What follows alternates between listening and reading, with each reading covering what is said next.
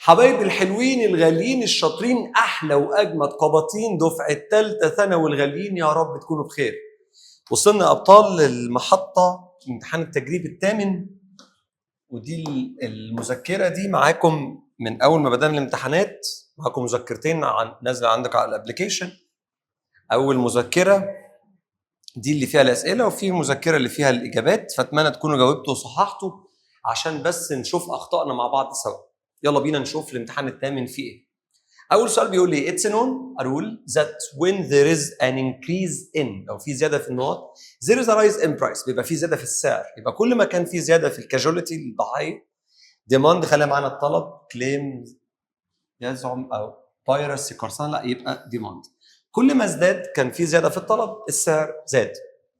My father is not all family members follow in his footsteps. يبقى is مبدئيا كده عايزه صفه، خلي دي معانا. influential is influence، ده اسم influenced متأثر. all my family لا يبقى مؤثر بقى كده، يبقى انا عايز صفه really influential. وبما ان في صفه وعايز تجيب قبلها، فانت بتجيب قبل الصفه ايه؟ حال بيجي قبل الصفه. انتوا طابعين المفروض المذكره دي معاكم، عشان كده ما عملتهاش بنفس الشكل بتاع الامتحانات اللي فاتت، الخط الكبير او الكلام ده كله يعني. يلا 3 بيقول لي the contract terms must be clear cut. لازم يكون clear cut. يعني ايه clear cut؟ يعني واضح. they leave no room for misinterpretation. the antonym of the underlined clear cut واضح. اول واحده vague، خلي دي معانا. precise قيم، لا مش تنفع دي. طيب definite محدد. concise لا يبقى كده. ولو عندك ambiguous برضو نفس الكلام.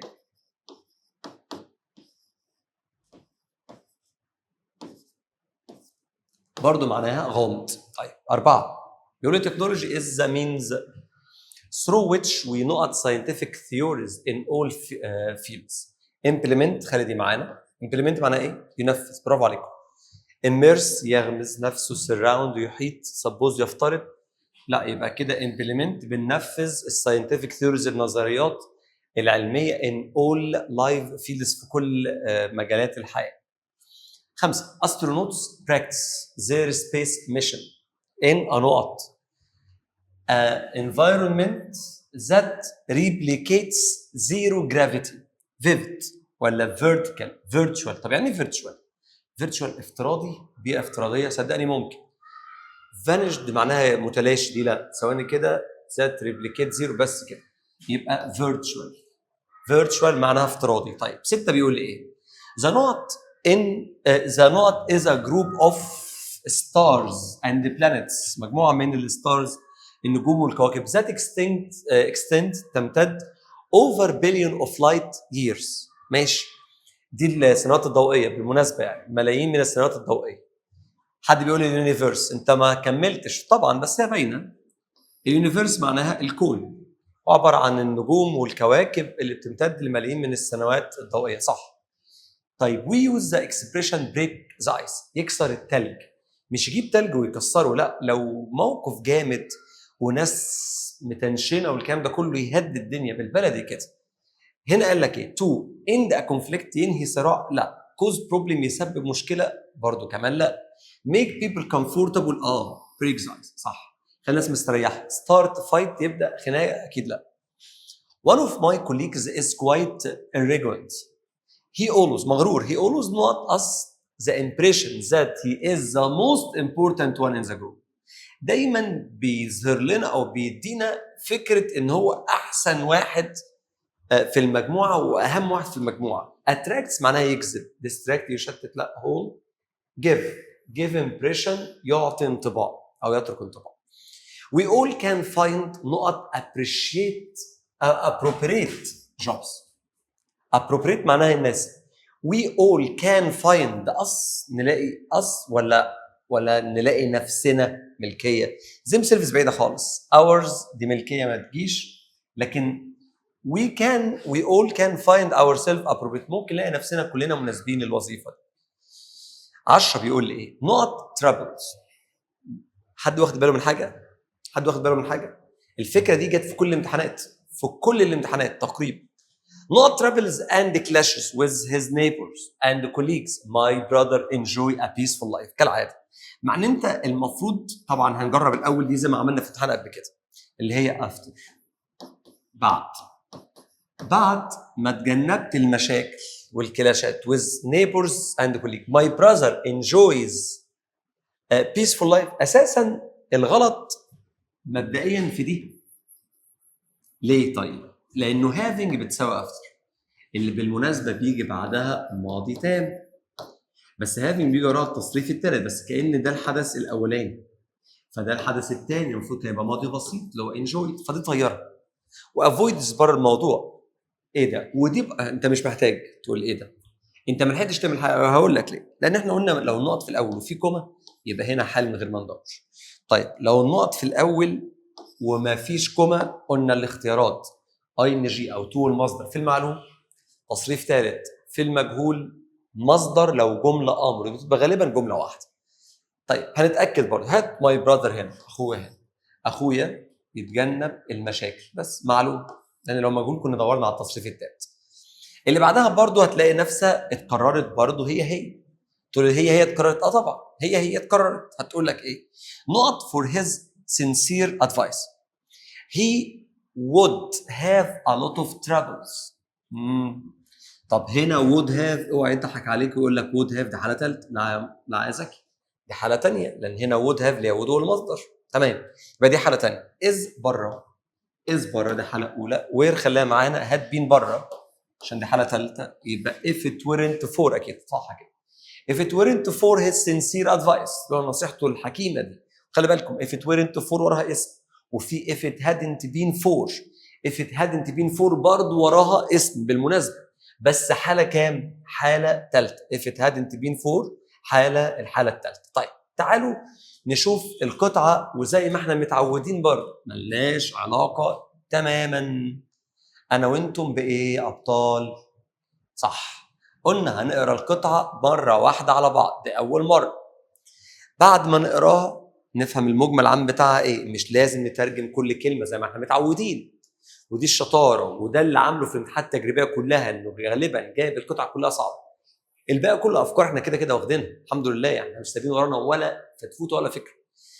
فركز بس في حل القطعه بالطريقه بتاعتي دي، هتفرق معاك جدا. هتخش الامتحان تبقى ضامن 16 درجه ومستقنيس كده، والدنيا بالنسبه لك تمام التمام. طب تعال نجرب.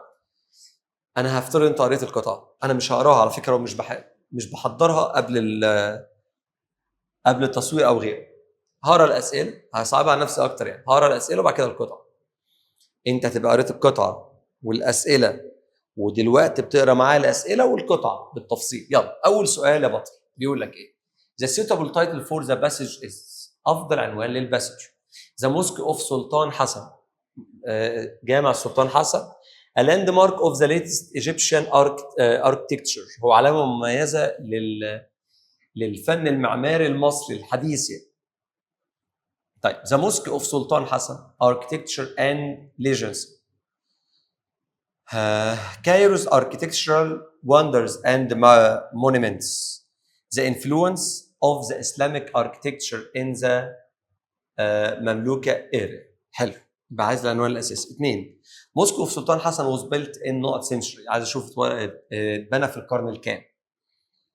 3 The sentence that summarize the third paragraph is. الباراجراف الثالث يا ترى ملخص سلطان حسن faced discouragement due to high cost of mosque construction, ولا the mosque of سلطان حسن became the most expensive building in medieval Cairo، ولا مش عارف ايه measures مش فاكر دي يعني ايه and wealth from the plague enable the construction of the mosque. ماشي. ولا the mosque construction was funded through مش عارف ايه الكلمه دي measures wealth from plague related this and extortion of sultan's subject. طيب تعال نشوف اللي بعدها. 15 The passage show سلطان حسن موسكي as one of the most impressive monument مؤثرة in Cairo by.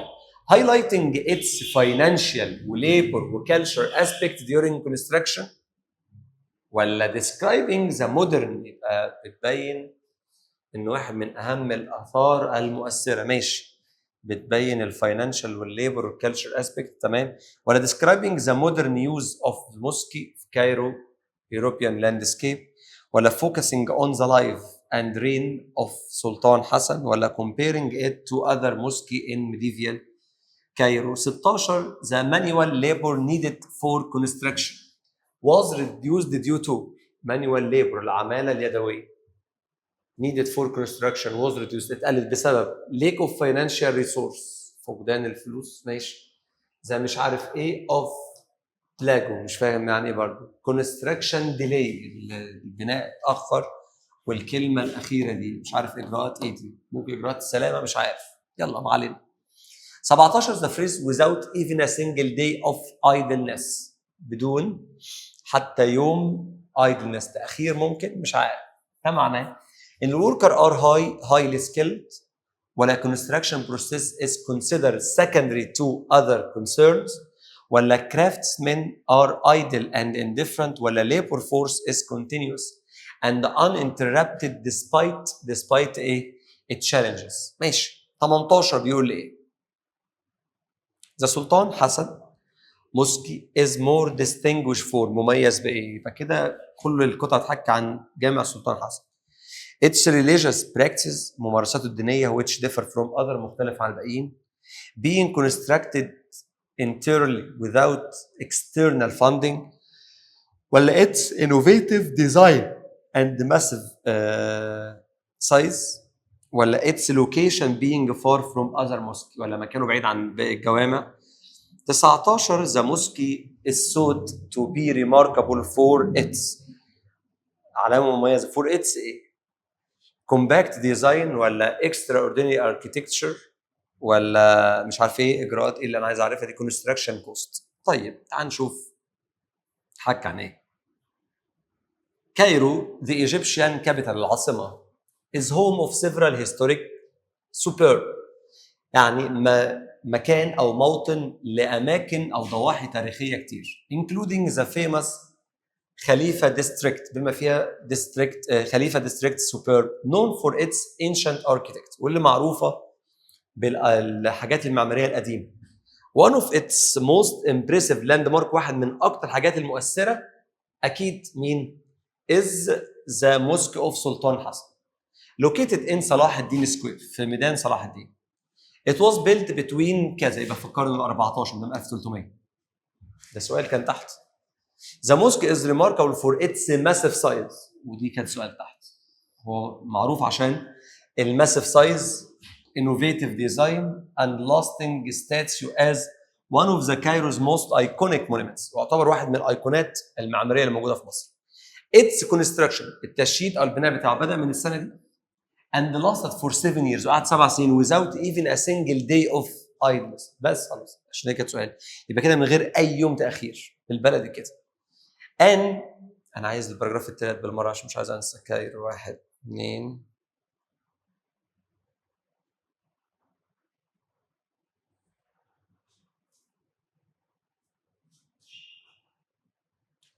اشوف 3 اهو عشان بعمل حسابي بس يلا الفقره الثانيه بيقول لك ايه ان مش عارف مين اون ذا موسكي نوتس ذا نيم اوف امير محمد ابن مش عارف ايه الايه مش عارف اقرا الاسماء از ذا سوبرفايزر اوف ذا موسكي كونستراكشن الراجل ده كان مشرف على البناء ماشي unusually غير المعتاد his name is placed near سلطان حسن in the inscription يبقى كده في وش الجامع او في حته ظاهره يعني اسمه جنب السلطان حسن معقوله demonstrating the importance of the project كان يوضح أهمية في مكان يوضح أهمية المشروع. The manual labor needed for construction was depleted كده معناها reduced زي اللي فوق ربط كله مع بعض الله يخليك كده معناها إنها إيه reduced قال لك ليه العمالة قلت by the ongoing مش عارف إيه of مش عارف إيه بسبب البتاع ده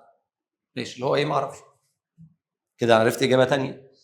The mosque construction عايز أعرف بقى دي كلف حوالي 30,000 درهم ديل The total construction cost amount to over 1 million dinar, making it the most expensive mosque in medieval Cairo. Even the Sultan is said to have become discouraged at time by the project costs.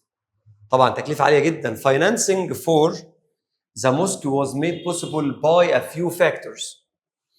عوامل كتير. First, تاني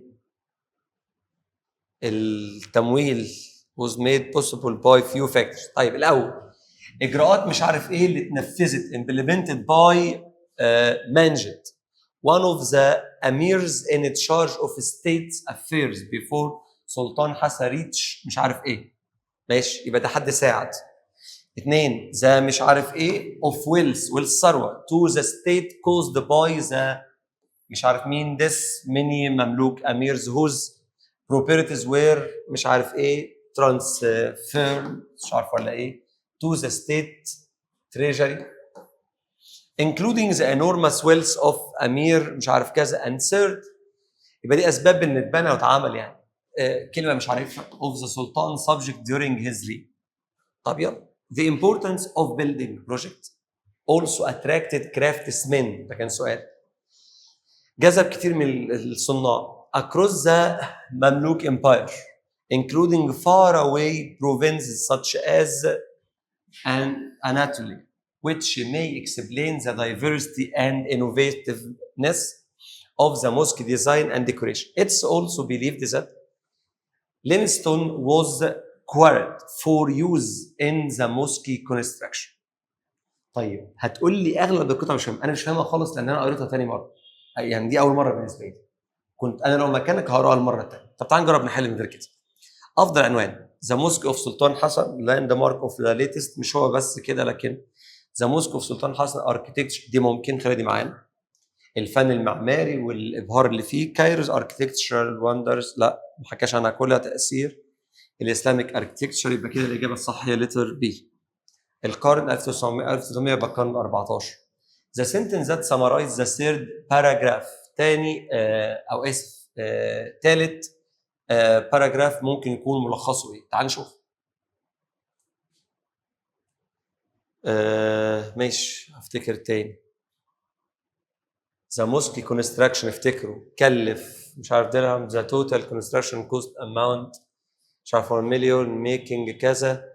Even the Sultan is said to have become discouraged by financing. دي موسكي عمل اسباب كتير منها الاثوريتي ميجر ومنها البلاج ومش ماشي.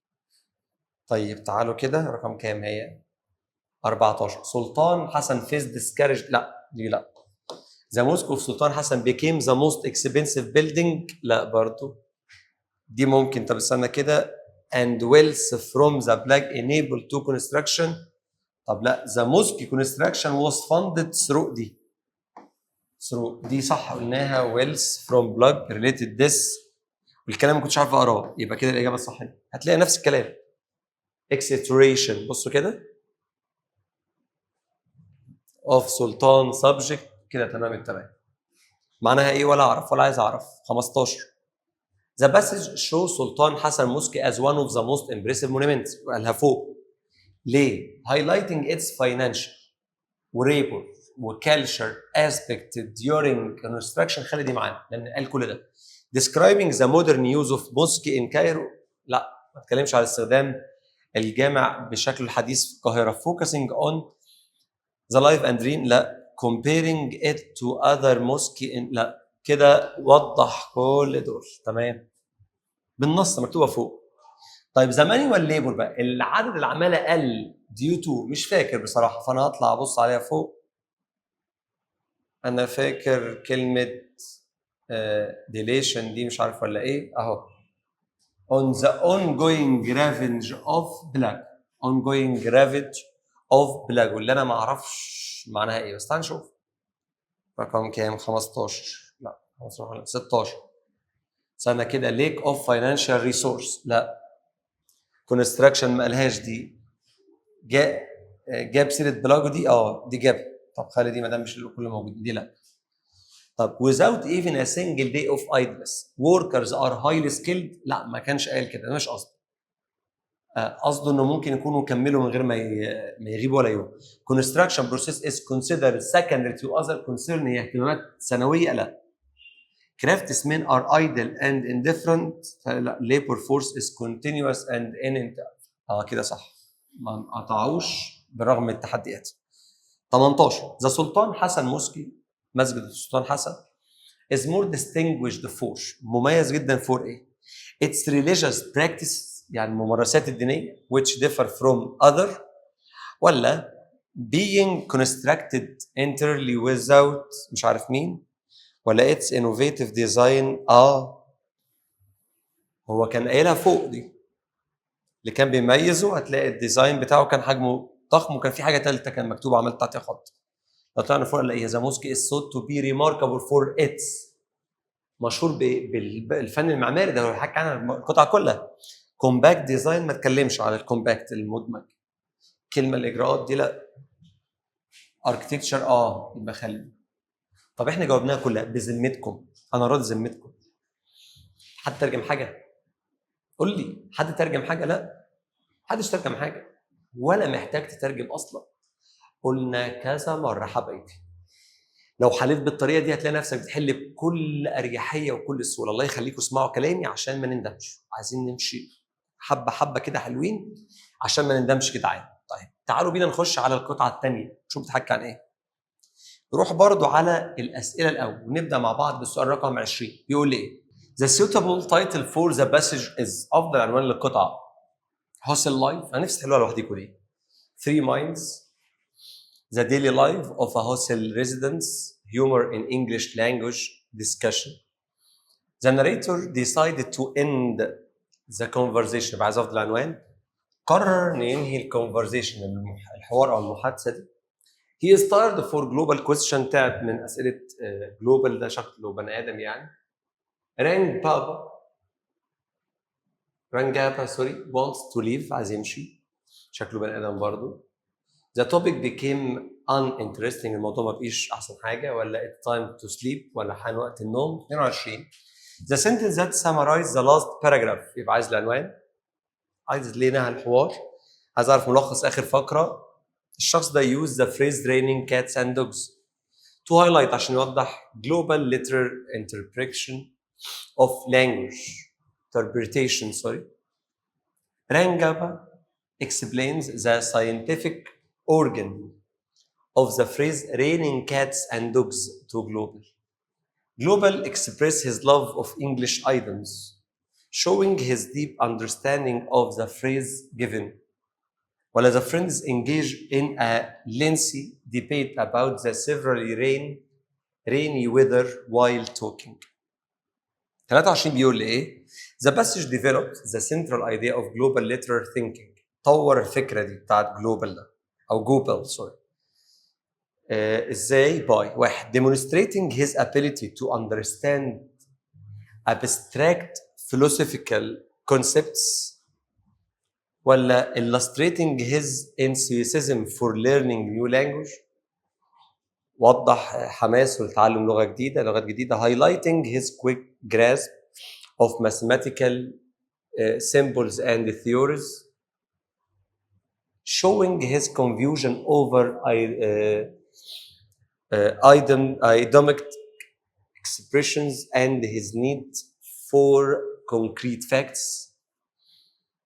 تاني السؤال ده عشان انا برضو مش فاهمه. The passage developed، طور فكرة رئيسية للجلوبال literary thinking، تفكيره اللي فيه literary اللي هو الأدبي، by demonstrating his ability to understand abstract philosophical. abstract معناها مجرد، الأفكار الفلسفية المجردة، ولا illustrating وضح his enthusiasm حماسه for learning new language، ماشي، ولا highlighting his quick grasp of mathematical symbol، الرموز الرياضية والنظريات.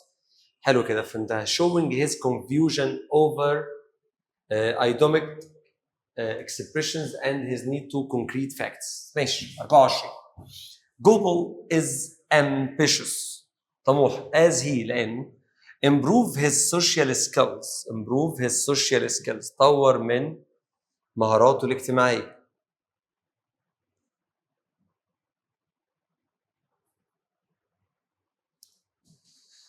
ولا teaches English to other علم الانجليش للاخرين، ولا hopes to contribute a revolutionary paper، ولا writes a book on mathematics. 25 the narrator is angry during the discussion.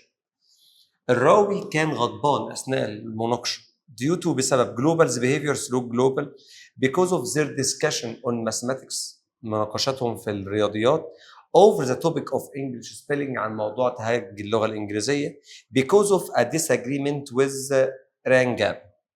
Unlike على عكس الشخص ده the narrator الراوي think global agreeable and patient مقبول وماشي. شايفين جوبل ده ايه؟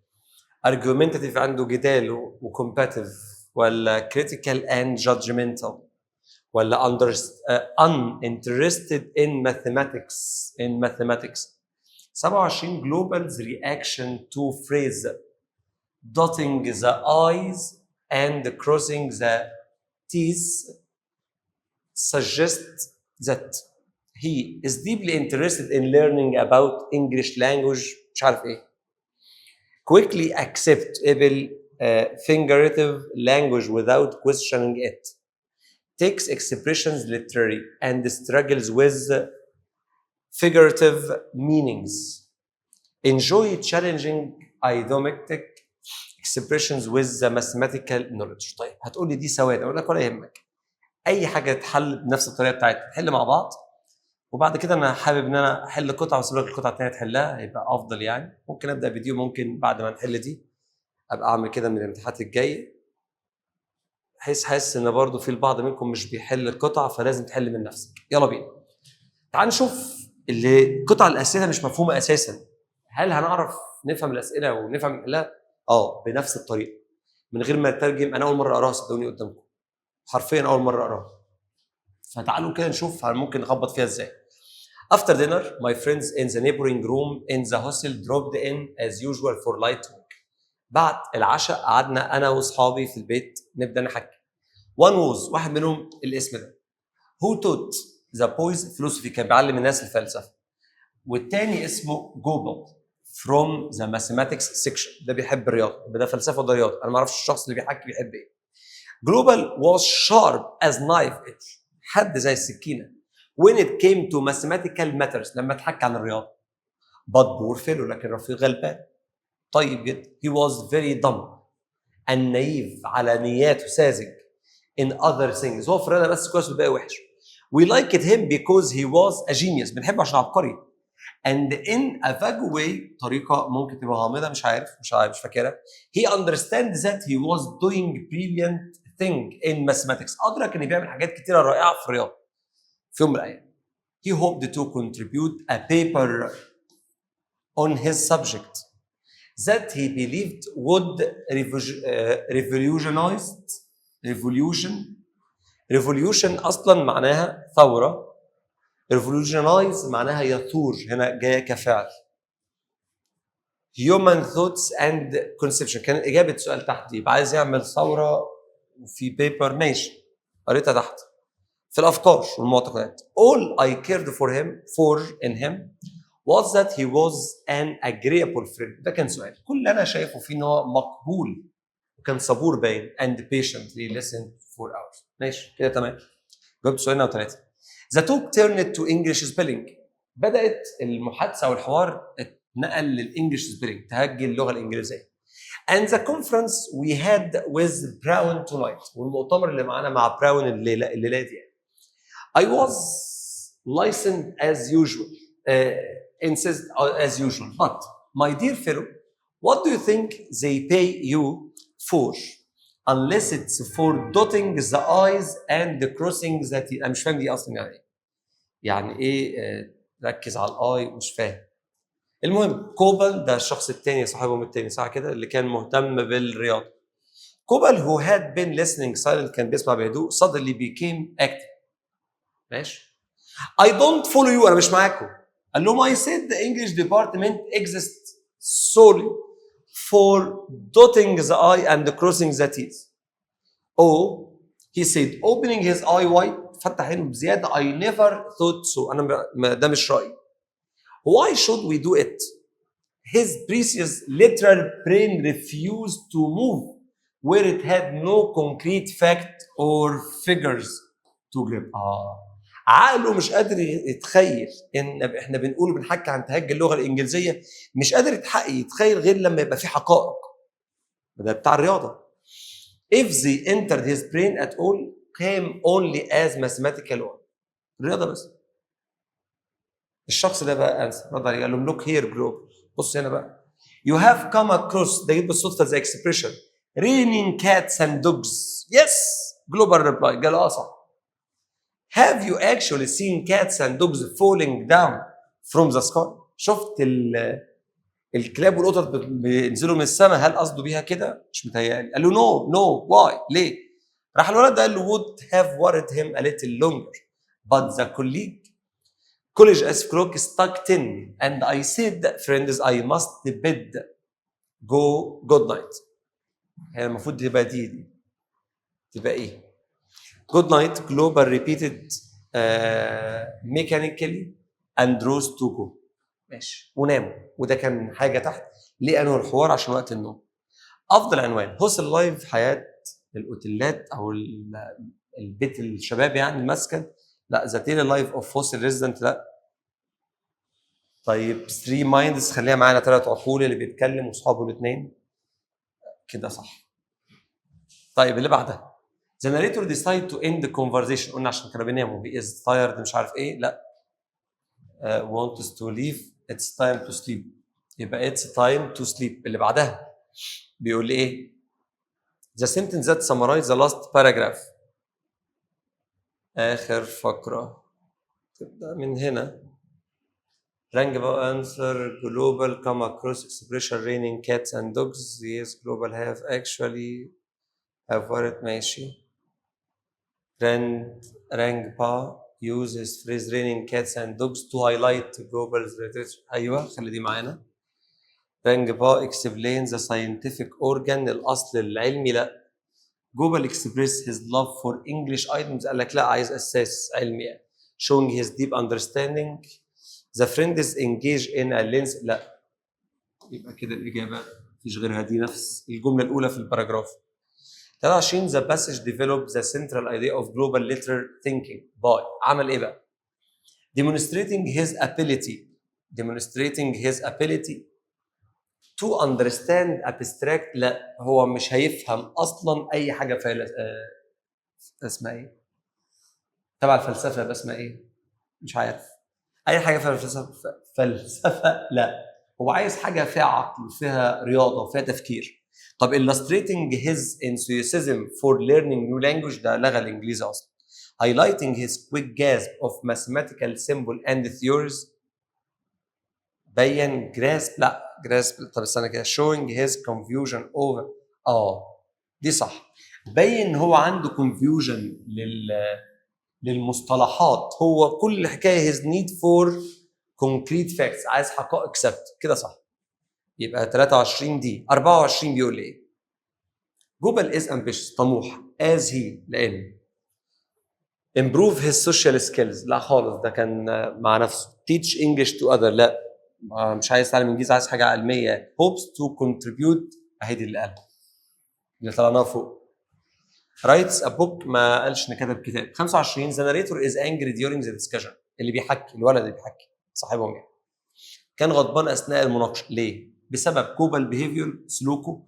هو قال لك ده ولد غلبان في الاخر يبقى سلوكه ما كانش وحش ولا حاجه.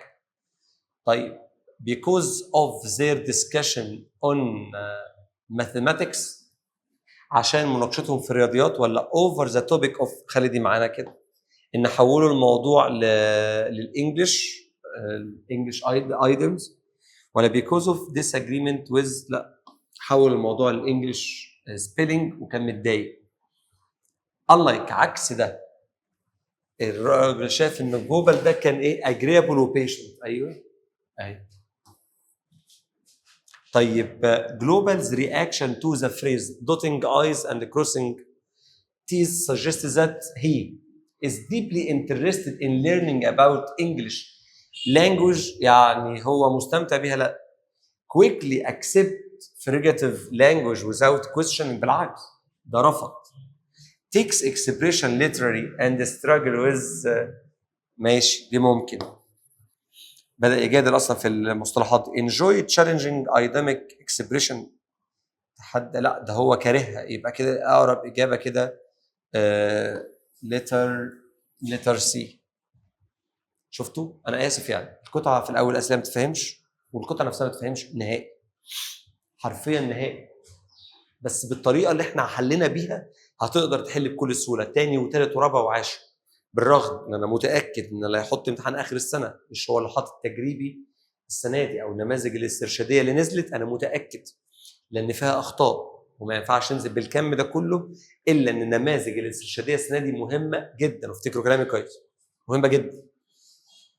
طب يلا. منى was not when her father sold his old car he would buy a new one. منى was spoken كلمه مين؟ مفيش حد. منى was said لا مش مجهول. منى was told was asked. طب دي تنفع دي تنفع. اتسألت ولا اتقال لها؟ when her father sold his car he would buy. لا يبقى اتقال لها. asked صح لو حشت دي. منى was asked. منى اتسألت when her father sold his old car كانت بقت صح. امتى باباها باع عربيته القديمه؟ لكن زي الفكره بتاعت اف لو فاكرين قلنا لو اف جمله واحده تبقى سؤال كرابط، يعني لو اف هنا في النص لو فاكرين يعني لو بعدها جمله واحده تبقى سؤال هجيب هنا asked، لو بعدها جملتين يبقى اداه ربط اجيب told. نفس القصه يبقى الاجابه الصح told. teacher endeavor to do their task properly not the challenges they have. although عايز اراها جمله كان يبقى they have the challenges، انما اسم الاول بعديه فاعل ثم فاعل الاهم بالنسبه لي اسم يبقى despite.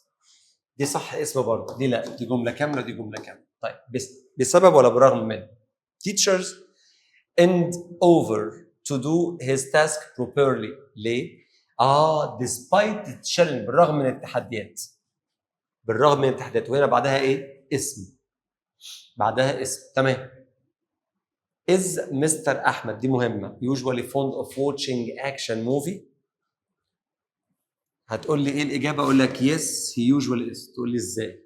ده احنا متعلمين طول عمرنا حاجة ثابتة جدا. أقول لك ايه الثوابت انت متعلمها؟ تقول لي بص يا سيدي انا متعلم انه ظروف التكرار سواء كانت always sometimes usually often and so on بيجوا في مكانين، يا قبل الفعل الاساسي يا الاهم بعد verb to be. وهنا عندك verb to be فقول لي yes usual yes he is usual. جاوب دي. قال لك لا هجاوب دي في حاله واحده، ان لو قال لك yes he is usually fond of watching actions movie لو كمل الجمله. لكن لو في اجابه مختصره فيجي ظروف التكرار دي قبل verb to be، فدي نقطه حلوه. the girl نقط red hair really comes to school late. who وعايز اراها اسم او قولوا معايا او فعل او فعل. who's عايز اراها اسم. طب دي تنفع بس فين بقى الجمله؟ who's red hair يعني لو حطيت apostrophe is girl's red hair صح ملكيه. طيب hair red hair شعرها الاحمر برضو صح. هي طب who's red hair طب ما فيش جمله كامله. هي الاثنين دول صح بس ما فيش جمله كامله يبقى who's برضو بس عايز ضمير وصل. طب ما زاد ما تجيش جمله اعتراضيه غير اساسيه ما عندكش غير ويز. تقول لي ايه ده؟ اشمعنى ويز؟ دي حلناها انا وانتوا قبل كده لو انتوا فاكرين. دي تساوي مين؟ دي تساوي whose hair the girl whose hair is red البنت اللي شعرها لونه احمر. هي with red hair زي ما اخذنا the exam paper with least mistake فاكرين؟ ورقه الامتحان with least mistake اللي باخطاء قليله. فاكرين الجمله دي؟ فهنا اخترنا with اللي هي تساوي ايه كمان؟ which has التي تملك او التي عندها. طبعا هنا who has كانت تنفع the girl who has برضه صح على فكره. البنت التي تملك شعر احمر برضه صح. بس مش عندك لا who has ولا عندك whose hair is red، يبقى هتروح لمين؟ with most people most people are proud of sons، فخورين بأولادهم وبناتهم، who are grateful نقط their parents grateful to. طبعا كلكم عارفين التعبير grateful to someone for something، شاكر لشخص على شيء، grateful to someone for something. We write an informative paragraph، ما انا مش عليكم ده خالص، عشان كده بقول لكم بيشطح في الحاجات التجريبي في كذا فكره، ما افتكرش مش هينفع اصلا، مش ما افتكرش، هو مش هينفع اساسا يعمل كده في اخر السنه يعني. create a vivid image، ومش بقول لك عشان اطمنك ما يقدرش، وانا عمل كده الدنيا تقوم عليه وكل ده بيتلغي زي ما قلت لك، بس هي ربكتكم انتوا هي اللي بتصعب عليا، هي اللي بتخليني ابقى قلقان عليكم وانتوا في الامتحان، الربكه بس وخوف، لكن غير كده الكلام ملوش لازمه، ما تخافوش. create a vivid image of description of person place or thing، عايزكم تخيلوا تخمنوها. entertain the reader with a fictional narrative ولا provide facts and explain topic in details، دي ممكن عشان فيها معلومات، يعني بيدي حقائق وبيشرح الموضوع بالتفصيل. persuade the reader to adopt، لا يبقى كده دي أقرب واحدة. all my family نقط to a big party the other day، عيلتي مش هتقدر تدعي. have invited لا are invited صح، were invited صح، have been invited صح، كده تدا صح. طيب all my friends no the other يبقى ماضي، were invited اسف، were invited يعني دعيت. طيب 35 بيقول لي ايه؟ I not have taken a taxi to the stadium last Friday but I rode my bike، كنت اقدر اركب تاكسي بس انا اخدت البايك العجله بتاعتي، يبقى I could have taken حاجه كنت اقدر اعملها وما عملتهاش بمزاجي. Agriculture and industry are the main pillars، الأعمدة الرئيسية الصناعة والزراعة of achieving progress تحقيق النجاح أو التقدم and stability والثبات. So many governments give due care to reclaiming more desert area، عشان كده الحكومة أعطت اهتمام كبير لاستصلاح المناطق الصحراوية as well as building new factories بالإضافة لبناء مصانع and modernizing the old ones وتحديث الحاجات القديمة. ماشي، يلا بينا كده نشوف بيقول ايه. ان الزراعه والصناعه دعامتان اساسيتان لتحقيق التقدم والاستقرار. تمام، ان الزراعه او الصناعه، لا الزراعه والصناعه دي غلط. ان الزراعه والصناعه دعامتان اساسيتان لتحقيق التقدم والاستمرار، لا والاستقرار. ان الزراعه والصناعه دعامتان اساسيتان لتحقيق التقدم والاستقرار، كده هنقارن بين. تمام، لذا تولي كثير من الحكومات اهتماما كبيرا ولا ضئيلا؟ اكيد كبيرا بالاستصلاح. Do you care to reclaiming more كذا؟ يبقى كده اهتماما كبيرا. فين كبيرا؟ يبقى كده الإجابة الصح هي لتر دي. يا رب تكونوا عاملينها كده. السؤال اللي وراه، لحظة عشان الخط صغير حبة.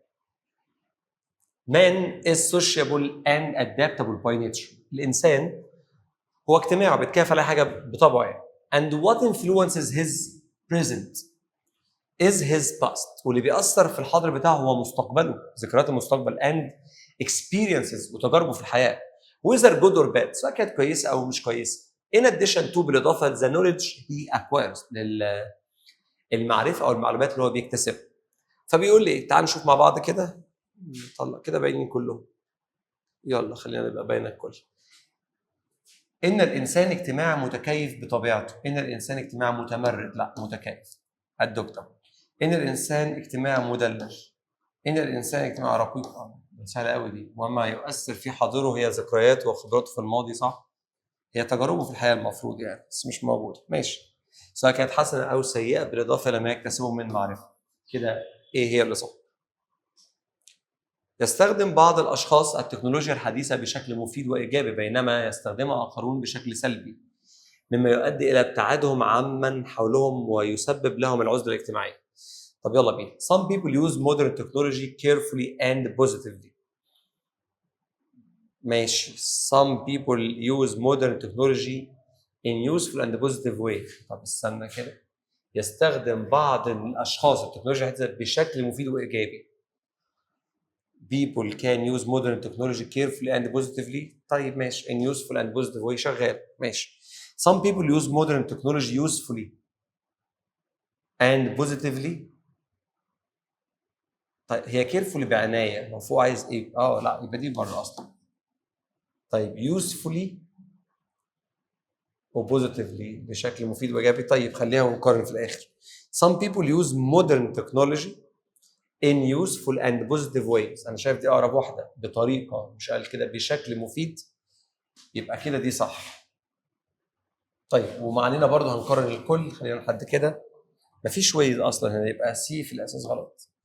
يبقى انا هقارن بي ومين كده ودي. يلا. while other use it negatively and this keeps them away from those around them ولا who are around and accuse يتهم وكوز يسبب مما يؤدي الى ابتعادهم ويسبب اللي هي كوز accuse يتهم. يبقى كده الاجابه الصح دي. من خلال ممارسة الرياضات يكتسب الأشخاص الكثير من الخصال الحسنة مثل الصبر والثقة بالنفس والمثابرة والقيادة والقدرة على التحمل والتعاون، كما تساعدهم على احترام القوانين والأنظمة بالإضافة إلى تشكيل علاقات اجتماعية قوية. Through practicing sports. Through practicing sports. Through practicing sports. Through practicing sports. People gain. People gain. Gain يعني يكتسب good traits. ماشي. such as patience, self-confidence, persistence, endurance, and cooperation. People gain good traits such as patience, self-confidence, persistence, endurance, and cooperation. It helps them respect. أشوف الباقي طيب كده. People gain good traits such as patience, self-confidence, persistence, cooperation. People grow good traits such as كذا وكذا. Residence لا، يبقى دي المختلفة دي بره. طيب هنقارن أول ثلاثة وصلنا لحد cooperation. It helps them. It never helps. It helps. أكيد يساعد. كما تساعدهم. يبقى دي غلط. نقارن A و C. It helps them respect. It helps them respect law and symbols و systems. رموز ولا أنظمة؟ كانوا يستخدموا على احتواء القوانين، يبقى system والأنظمة. كده الأولى هي اللي صح. Besides forming strong social. لكن هنا احترام السيمبلز الرموز بالإضافة للفارمينج سترونج سوشيال ريليشن، العلاقات الاجتماعية القوية الخاصة بالزراعة مالهاش أي علاقة خالص ببعض. How do you think Mrs. Havisham harmed Stella as the Stella? She adopted her and made her a weapon to take revenge of men or from men. She became heartless. ما بقتش لها قلب. cold برد and without feeling غير مشاعر. This harmed Stella and destroyed her life. اكتب أي إجابة. أنا بكتب أي حاجة. If you were in Pep's place. لو في مكان بيب. Would you have acted differently؟ كنت هتتصرف بشكل مختلف وليه؟ ممكن حد يقول لك if I was in his position I would act differently. كنت اتصرفت بشكل مختلف. I would accept my life and position so I would live in peace like Job. ممكن بقى يقول لك I wouldn't steal a file a pie of a convict as this against the law. ممكن حد يقول لك كنت هعمل كده to live a better life to be a gentleman. أي إجابة صح. الباراجراف ده عن إيه؟ less than 6 lines. أقل من 6 سطور. عن there are 4 reasons why encouraging local industry. تشجيع الصناعة المحلية. حلوة قوي دي. supporting local business help our community بيساعد مجتمعنا in many important ways في طرق كتيرة مهمة. First, it creates job for people living nearby. بيخلق وظائف للناس اللي عايشة قريبين. كمان second, it keeps money circulating دورة الفلوس يعني in our own economy instead of going of foreign companies بدل تروح لشركات أجنبية. Third, local products often have a smaller carbon footprints which helps the environment. ماشي. Fourth, it preserves تحمي traditional skills and unique cultural products. When we buy local goods, we build a stronger future for everyone in our area. These four benefits show why we should all care about growing our local industries. ده بيبين لنا ليه كلنا نبقى او بيظهر لنا فوائد ان انت بتبين ليه كلنا بنهتم بجروينج اور لوكال اندستريز، بنمو الصناعات المحليه. بكده امتحان التجريبي الثامن ابطال يكون انتهى. عايزكم الامتحانات اللي جايه تحلوا انتوا القطع على قد ما نقدر. هنشوف هعمل ايه في الفيديوهات اللي جايه، اسيب لكم القطع ولا احل معاكم، نفسي انتوا تحلوا. هو كده باقي 9 10 11 12 4 امتحانات هينزلوا لكم عشان تبقوا داخلين امتحاناتكم بكل التجريبي. الامتحانات العامه كلها، وتاني باكد اللي ما امتحنش لازم يمتحن على الاقل 1 أو 2 بابل شيت عشان يولف على التظليل وما يتلخبطش وعينيه تبقى ما بتزغش يمين وشمال عشان تبقى الموضوع بالنسبه له سهل. بكده ابطال محاضرتنا تكون انتهت، لحد ما اشوفكم في محاضرات جايه ان شاء الله تبقى قليله مش كتير. يا اغلى الناس، سلام.